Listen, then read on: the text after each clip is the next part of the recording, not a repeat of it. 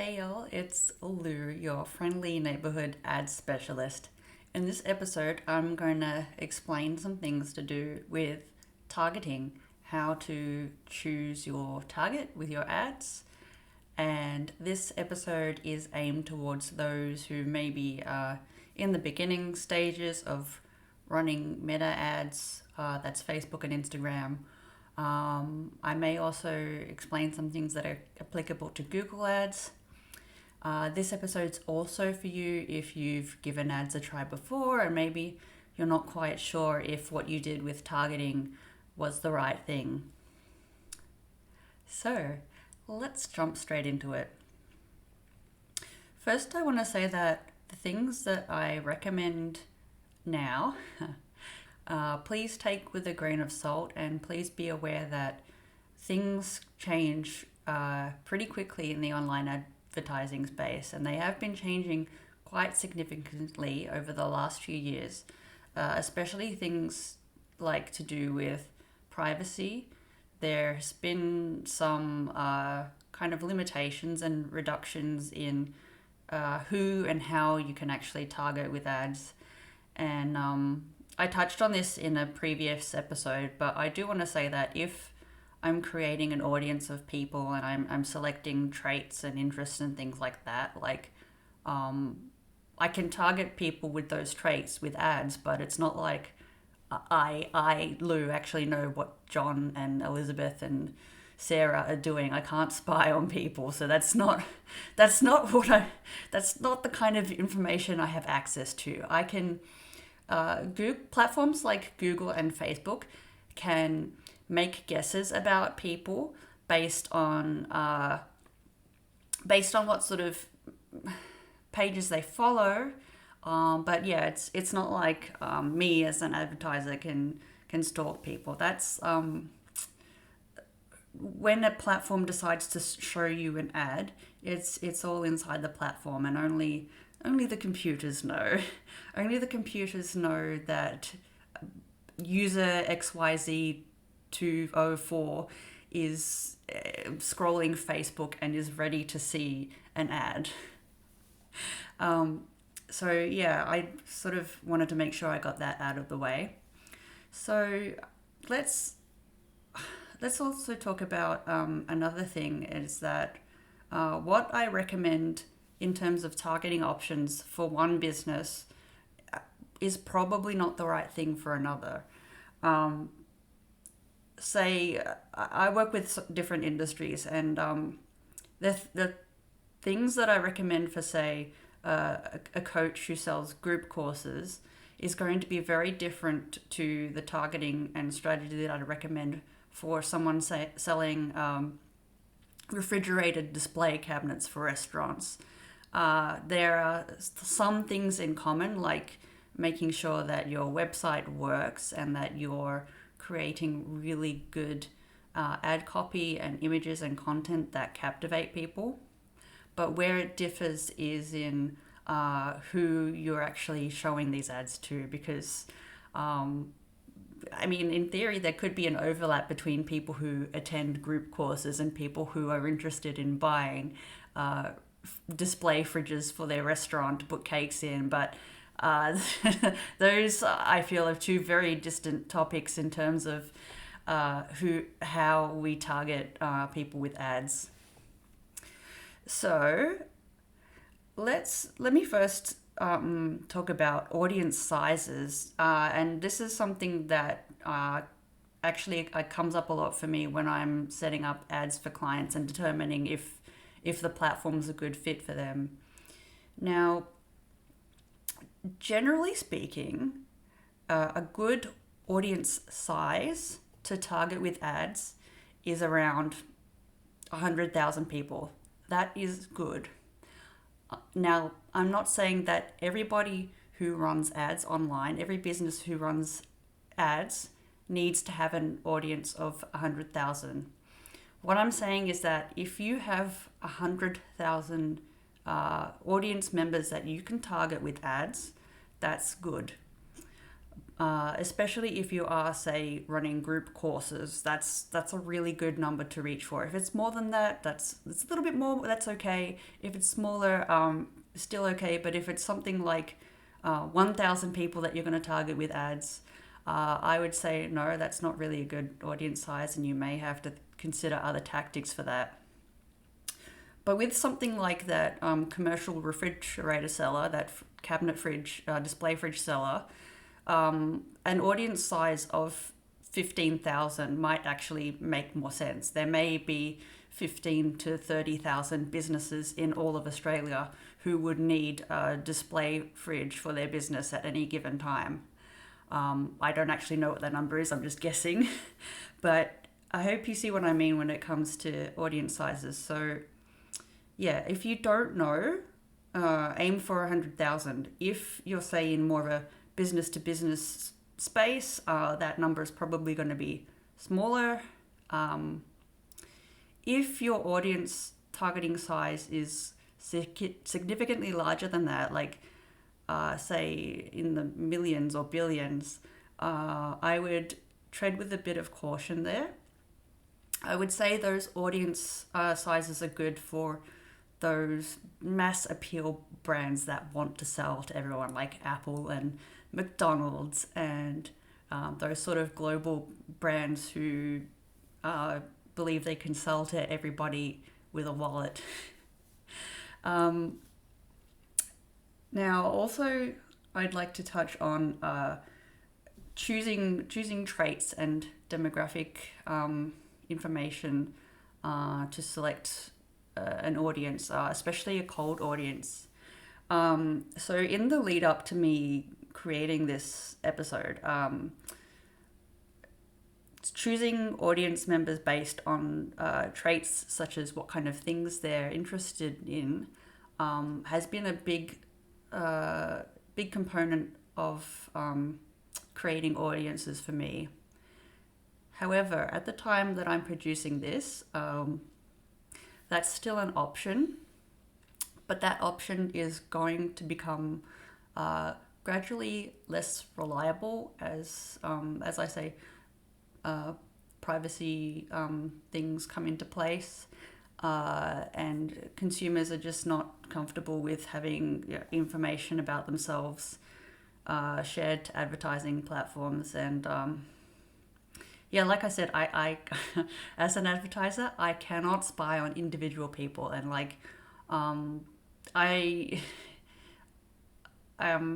but I do understand where that's all coming from. And so what is going to be even more important moving forward, eventually we may not be able to target people based on their interests and demographics and stuff like that. So the thing that is going to help your ad find the right audiences is actually in the creative assets, in the images, the photos, the videos, the copy. You need to, if you're not already, tailor those things exactly to appeal to the people that you want in your audience. Because, I mean, obviously, if you're scrolling down Facebook and you see something that doesn't pique your interest at all, you're going to keep scrolling, right? So those the things like the creative, the images and copy are going to be what determines how well your ad reaches out to people.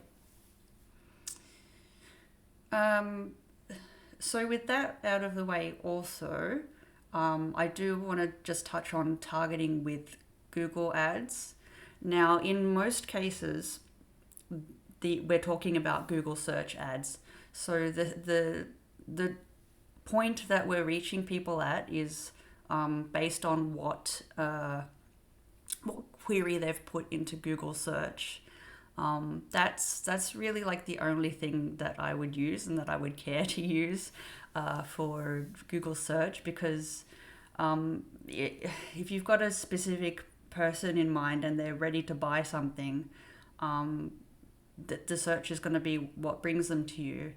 And things like the ad copy, again, what you say in your ad, and what you say on your website, and then the call to action that that person engages with, whether that's filling out a form or doing a quiz or something like that, those are the things that filter out the people the customers that you don't want. So also with Google Ads, targeting or even excluding people based on those demographic things and their interests is possible. However, like with Facebook, I am finding that much less reliable these days, and it may be something that eventually goes away, and the only thing that we might actually have control over is the geographic area of where we reach people. Now, I'm sure you're also wondering this, and it does come up as well, how to actually figure out who to target based on interests.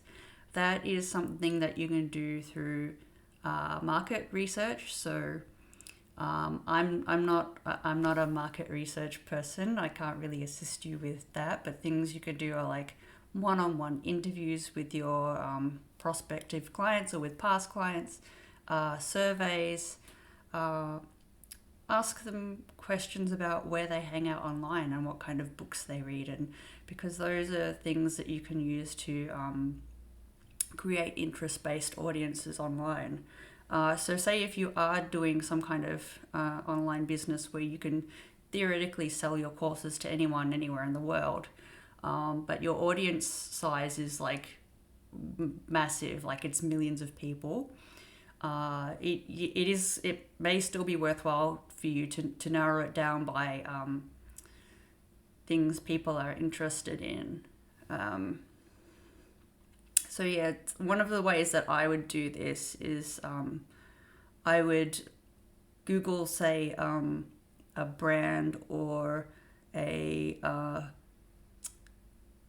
person or an entity that your target audience may be interested in, and then I would also look at people also Googled for, and then I would compile a list of those people names or those brand names or those entities or whatever, and use that to sort of define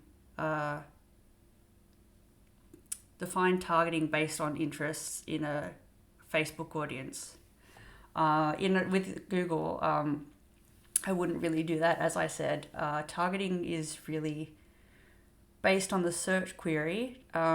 So with selecting who and where to target people with Google display ads or video ads, I might actually go down the option of targeting based on specific websites that I want the ad to show on, or in the case of videos, specific YouTube channels, especially as, like I said, targeting people based on their interests and stuff like that is getting a bit more unreliable. So when it comes to determining what websites to show ads on using the Google Display Network, you can go down the path of asking your target audience what kind of websites they go on. If you only really know one or two, you can do a Google search for websites similar to, and you can find websites that way. I find that's often quite good with topics that I don't really know much about, and I don't know what sort of websites people in that audience might go to. I find that kind of thing very helpful. You won't always get websites that have display ads on them, but it is certainly handy when you don't have anything else, and if you can't do surveys for whatever reason. And yeah, likewise with YouTube, it's good to know that the kind of topics people are interested in, and if you know YouTube channels that people in your audience visit, that's very handy. And you certainly can go down the path of doing doing that kind of research where you just search for YouTube channel like this or a website like this. Or you could even, depending on what sort of brand you have, you could even do it on yourself if you lack any other means to find that out. And sometimes, depending on what kind of business it is and where their customers might be, I may just use the geographic area to target people with display ads or videos. Oftentimes, I may have to run ads that's for a business that's situated in a specific regional area and only really attracts customers from that area, and therefore when the population might not be as massive as, say, the whole state or the rest of the country or a capital city, the targeting people based on their interests just may not be an option, because it reduces the audience size way too small for it to be worthwhile. So that is also something that I may consider using as an option for targeting display or video ads on the Google network.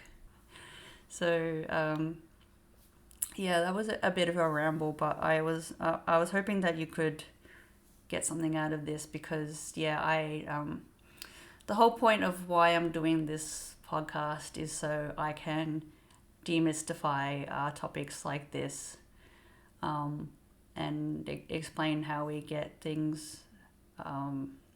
It is rather important to know your data and have a good idea of who your target customer is and collect information about them, because the more we know about them, the better we can create our ads to target them.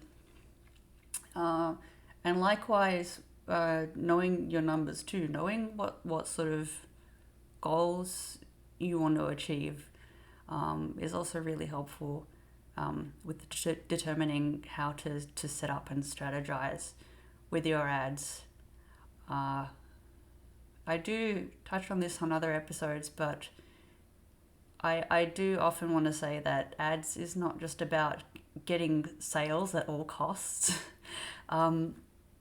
We do use ads for a number of things, which is generating awareness of yourself and your brand, nurturing leads into paying customers, because sometimes that sale doesn't happen instantaneously, especially with things like courses where you are going to be spending a fair amount of time and or money with someone. It definitely makes sense to build that rapport, that relationship with your customer over a number of things, not just awareness ads, but an email sequence as well can play into that. Yeah. So that's my take on targeting with ads. Facebook is also applicable to Instagram too, because when you create ads for Facebook, you can also put them on Instagram. And with Google Ads, I did explain a bit as well. If you'd like me to go deeper into any of those things, if you'd like me to explain another aspect about creating ads or maintaining them, managing them, please feel free to let me know. I'm happy to help and provide behind the curtain look at what goes on in ads creation and management. So I thank you for being here with me, and I wish you the best on your business journey.